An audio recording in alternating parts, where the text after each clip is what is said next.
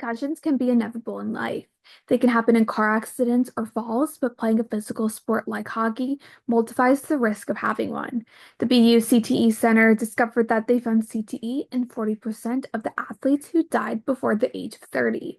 So, what can be done to improve player safety? Once you acknowledge that there's the potential inherent risk or that there's a problem, once you acknowledge it, then you can start to do something about it. The way to change it is to acknowledge it. Educating not only the athlete, but also educating coaches, educating, like athletic trainer, and it's like all of that is so important. Knowledge of repeated blows to the head that can lead to repeated injuries to the brain, right? And what sort of symptoms might people need to be looking for to first acknowledge that there's a potential concern with a brain injury, and then second, be willing to then sit out the amount of time that's required to let the brain heal. To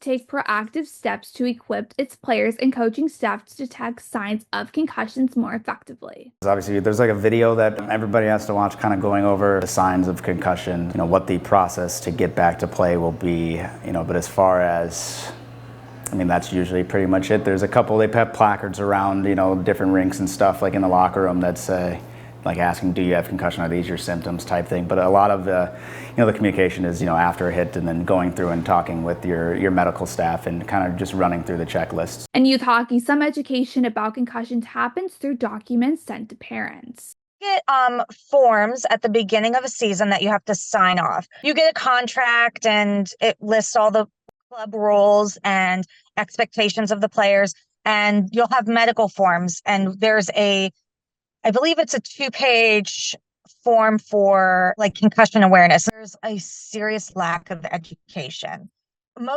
Usually at the beginning of the seasons, coaches talk to parents, and it's a prime opportunity to present them with information. And I know it's a lot, and everybody's just so excited to get out there and start winning games, and you get really caught up in the hype of it. Unless you have a really good coach, specifically for us, it was a goalie coach that was aware of it being an issue, you don't have much support from like the coaching staff or rink facilities or managers or anything like that. It sounds mean, but it's like they don't seem to think it's an issue.